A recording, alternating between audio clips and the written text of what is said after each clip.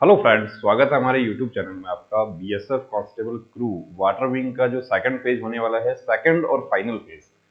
Second phase में कौन कौन से काम होंगे? सेकंड फेज में आपका पीटी, पीएसटी, आपका ट्रेड टेस्ट और मेडिकल, री मेडिकल सारा एक साथ होगा।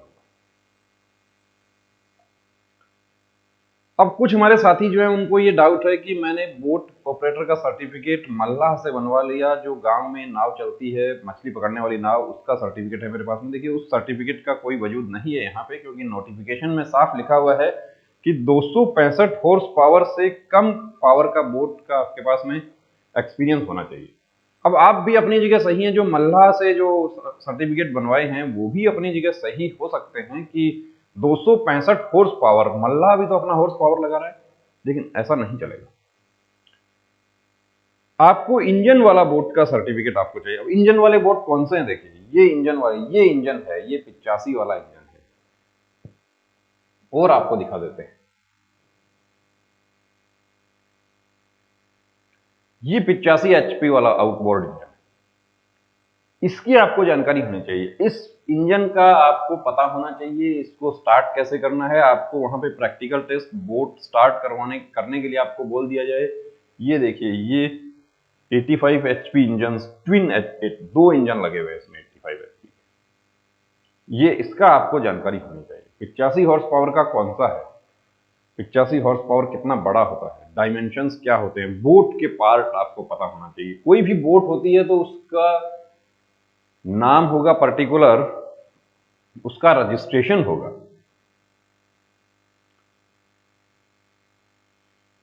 Sailing boat, SB.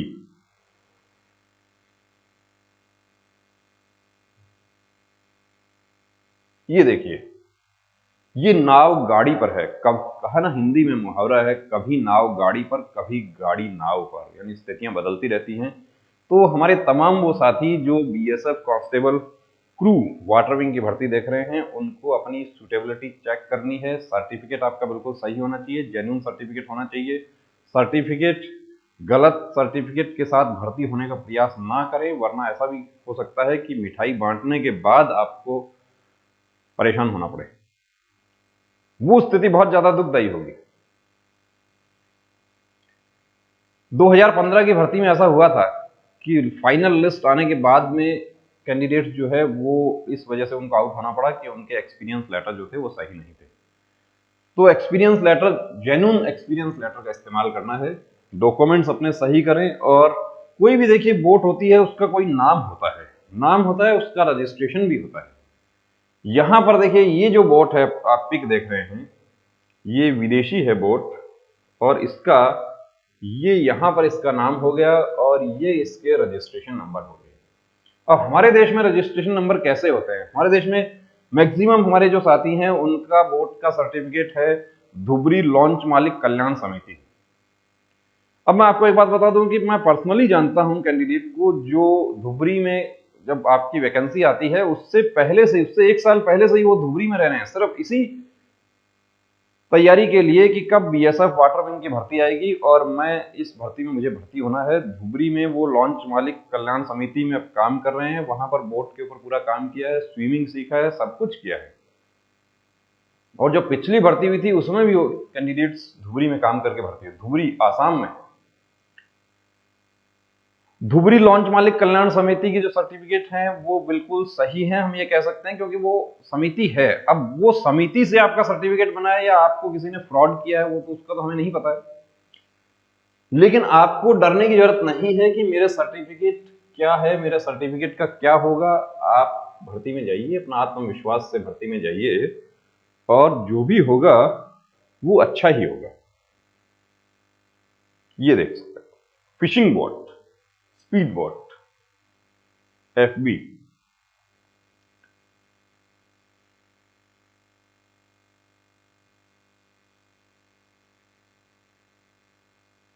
Motor boat. अब ट्विन इंजन है इसमें।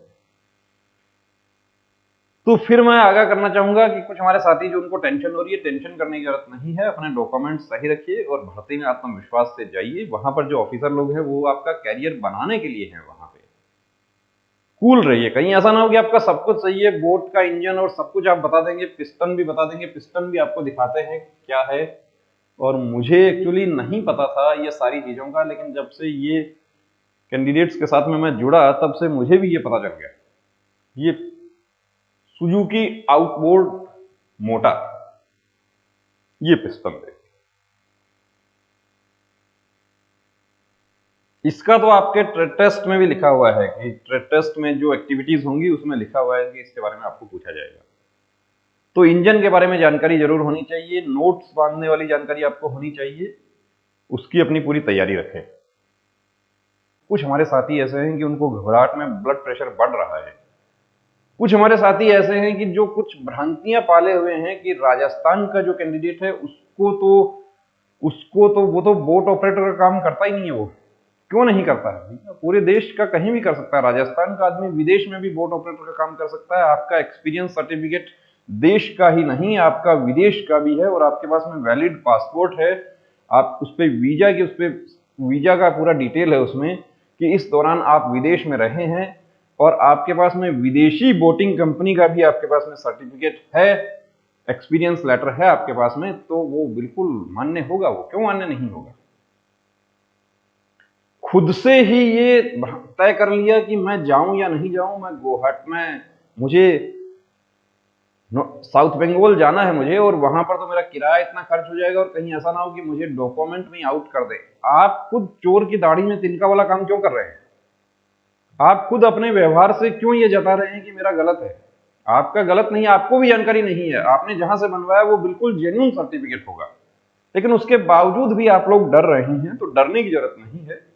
और वहां पर भी जो ऑफिसर लोग बैठे हुए हैं वो आपका कैरियर बनाने के लिए हैं। वो आप तो घबराने की जरूरत नहीं है। कहीं ऐसा ना हो कि आपका सब कुछ सही है, आपको फिगर 8 नोट भी आता है, आपको सारे नोट्स आते हैं, आप पिस्टन के बारे में भी जानते हैं, आप इंजन के बारे में भी जानते हैं, लेकिन आपको घबराहट यहां से हो रही है क्या होगा, और उसमें आपका बीपी बढ़ गया और सब कुछ होने के बावजूद भी आप मेडिकल में आप आउट हो गए, ऐसा ना हो जाए। तो कूल रहें, धैर्य रखें, सब अच्छा ही होगा। आपके डॉक्यूमेंट सही हैं तो डरने की जरूरत नहीं है। जय हिंद।